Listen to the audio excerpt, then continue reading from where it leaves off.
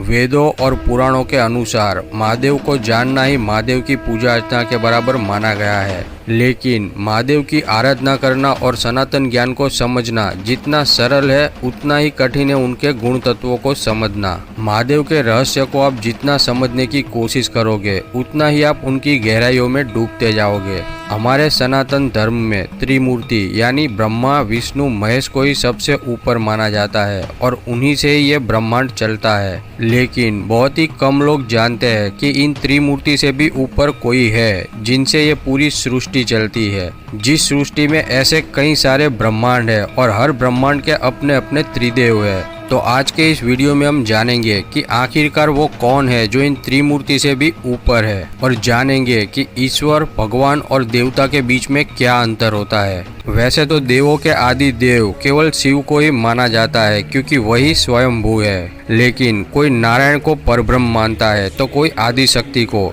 लेकिन ज्यादातर शिव को ही निर्गुण परब्रह्म माना जाता है। यहाँ हमें आपसी मतभेद को छोड़कर सनातन शास्त्रों की जटिलता को समझना जरूरी है और इसके लिए हमें ईश्वर भगवान और देवता में क्या अंतर है ये जानना बहुत ही जरूरी है। क्योंकि हम ईश्वर भगवान और देवता को एक ही समान मानते हैं जो कि गलत है। ईश्वर वो है जो निराकार है, जिनका कोई रूप नहीं, जो दिखते नहीं, उन्हें केवल महसूस ही किया जा सकता है। हमारे ऋषि मुनियों ने अपने अनुभव से जाना है कि ईश्वर ब्रह्म है। ब्रह्म यानी ब्रह्मा जी नहीं बल्कि वो सर्वोच्च शक्ति जो उत्पत्ति पालन और विनाश करती है। वो ना ही स्त्री है ना ही पुरुष, वो सिर्फ ब्रह्म है। वो ना ही भगवान है ना ही देवी या देवता है, ना ही ब्रह्मा विष्णु महेश है। वो सिर्फ और सिर्फ परब्रह्म है। ईश्वर सर्वत्र होकर भी अकेला है। सृष्टि से पहले भी वही थे और सृष्टि के बाद भी वही एकमात्र होंगे।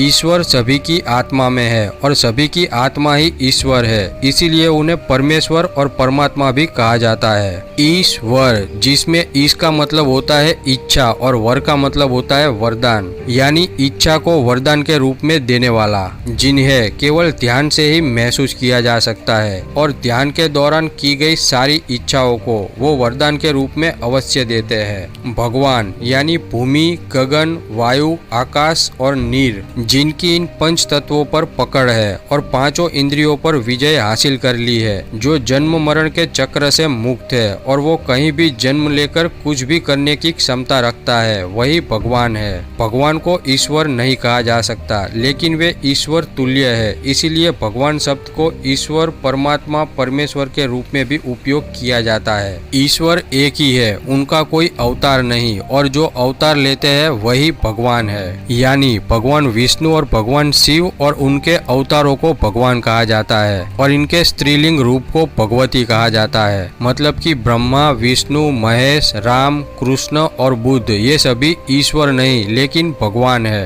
देवता जिसका अर्थ है दिव्य होना, यानी दिव्य शक्तियों से परिपूर्ण होना, ये ईश्वर और भगवान के प्रतिनिधि होते हैं। संसार में संतुलन बनाए रखना इनका काम है। इंद्रदेव अग्निदेव सूर्यदेव वायुदेव ये सभी देवता है। यानी जो कश्यप ऋषि के पुत्र है वो सभी देवता है। यानी ईश्वर निराकार है, उनको सिर्फ अनुभव किया जा सकता है, उनकी कोई लीला नहीं होती। भगवान साकार है, जो सब कुछ कर सकने में सक्षम है, जो लीला करते हैं और उनके दर्शन भी संभव है। और जो दिव्य शक्ति से परिपूर्ण है वो देवता है, जो कि मनुष्य को शक्ति प्रदान करते हैं और उनके जीवन पर प्रभाव डालते हैं। तो ये हमने जाना ईश्वर भगवान और देवताओं के बीच का अंतर। वेद में परब्रह्म के 3 तत्वों का वर्णन मिलता है। एक है अरूप, दूसरा है रूपारूप और तीसरा है स्वरूप। जिनमें से अरूप स्थायी तत्व है, वहीं रूपारूप और स्वरूप अस्थायी तत्व है। अरूप अर्थात निराकार और वही परब्रह्म है, जो कि निराकार है, निर्गुण है,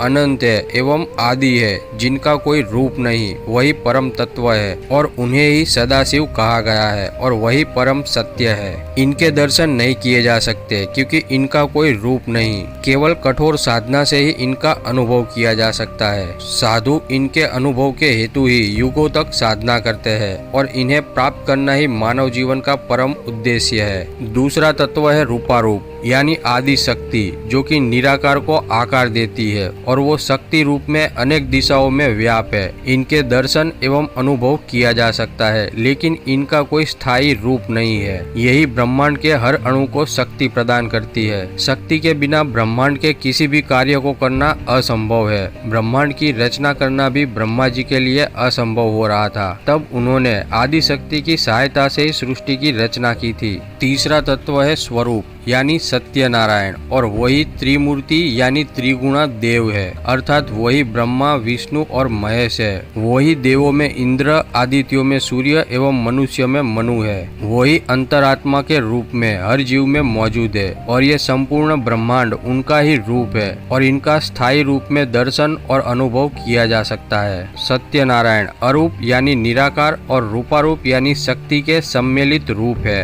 निराकार और शक्ति ही परमात्मा के दो पहलू है। ये दोनों एक ही परमात्मा के भिन्न तत्व है, जिनमें सदाशिव निराकार है और माँ शक्ति उनकी अर्धांगिनी है। निराकार शांत एवं स्थिर है तो वहीं शक्ति चंचल और अस्थिर है, और इसी विशाल और अनंत निराकार में शक्ति बंधी हुई है। जैसे कि हमने आगे बताया कि सनातन ज्ञान को समझना जितना सरल है उतना ही कठिन है इनके गुण तत्वों को समझना। प्रत्येक कल्प में निराकार सदाशिव ने ही आकार धारण किया है और वही निराकार सदाशिव प्रत्येक कल्प में अरूप तत्व से रूपारूप में परिवर्तित होते हैं और वही स्वरूप में भी परिवर्तित होते हैं। यानी सदाशिव ही स्वयंभू आदि अनंत परब्रह्म है और वही परम सत्य है। रुद्राष्टकम के द्वितीय श्लोक में निराकार रूपी परमेश्वर सदाशिव का वर्णन किया गया है। निराकार मोड़कर मूलम तुर्यम गिरा ज्ञानम गोति तमीशम गिरीशम करालम महाकाल कालम कृपालम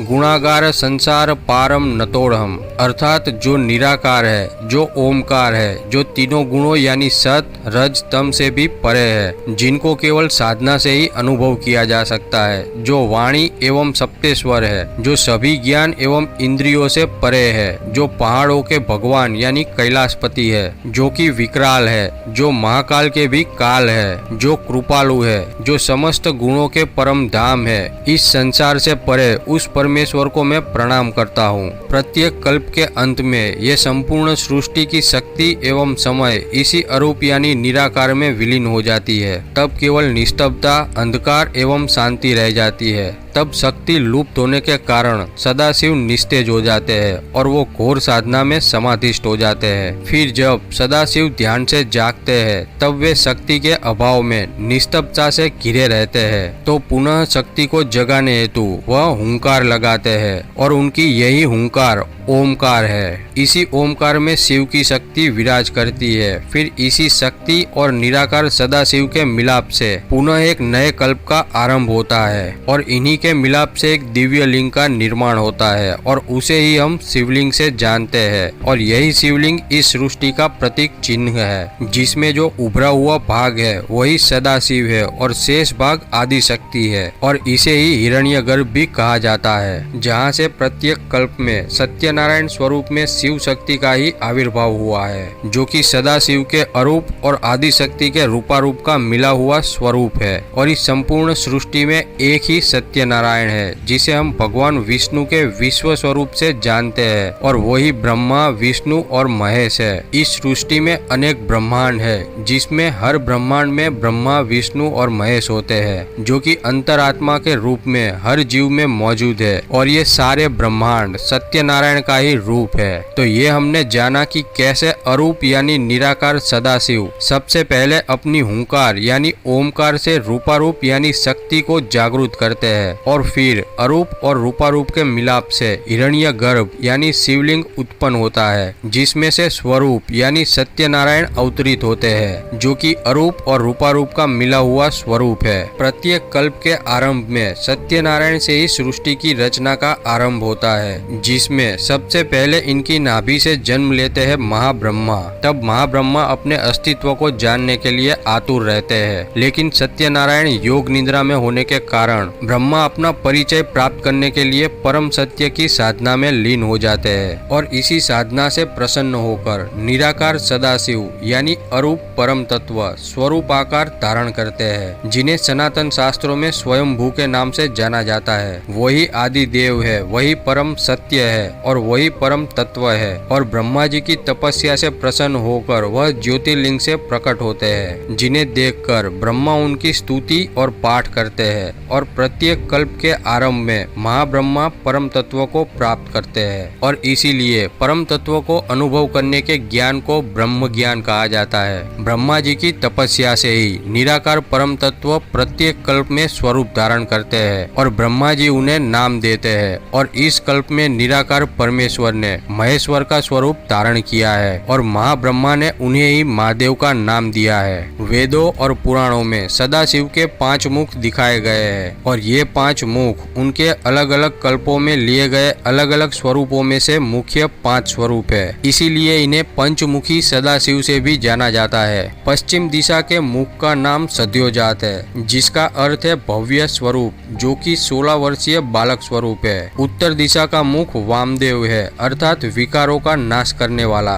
दक्षिण दिशा का मुख अघोर है, यानी रुद्र है, अर्थात निंदित कर्म करने वाला, जो कि शिव कृपा से निंदित कर्म को भी शुद्ध बना लेता है। पूर्व मुख का नाम तत्पुरुष है, अर्थात अपनी आत्मा में स्थिर रहने वाला। और ऊर्ध्व मुख का नाम ईशान है, अर्थात स्वामी या शक्ति का स्वामी। और इन्हीं 5 मुखों से पंच तत्वों यानी अग्नि, वायु, जल, आकाश और पृथ्वी की उत्पत्ति हुई। श्वेत लोहित कल्प में सदाशिव पर ब्रह्म ने महाब्रह्मा जी को अपने पहले स्वरूप सद्योजात रूप में दर्शन दिए और सद्योजात मंत्र देकर ब्रह्मा जी को सृष्टि रचना के योग्य बनाया। फिर रक्त नाम के कल्प में सदाशिव ने वामदेव रूप में महाब्रह्मा जी को दर्शन दिए और ये स्वरूप ब्रह्मा जी के जीव सुलभ अज्ञान को हटाने और सृष्टि की रचना की शक्ति देने के लिए लिया था। फिर 21वें कल्प में सदाशिव पर ब्रह्म ने महाब्रह्मा जी को तत्पुरुष रूप में दर्शन दिए और उन्हें रुद्र गायत्री मंत्र दिया। फिर जब शिव कल्प में ब्रह्मा जी फिर से अपने अस्तित्व को जानने के लिए उत्सुक हुए, तब सदाशिव ने उन्हें अघोर रूप में दर्शन दिए, जो कि काफी भयंकर रूप है। तब ब्रह्मा जी को उन्होंने अघोर मंत्र दिया। फिर विश्वरूप नाम के कल्प में सदाशिव पर ब्रह्म ने महाब्रह्मा जी को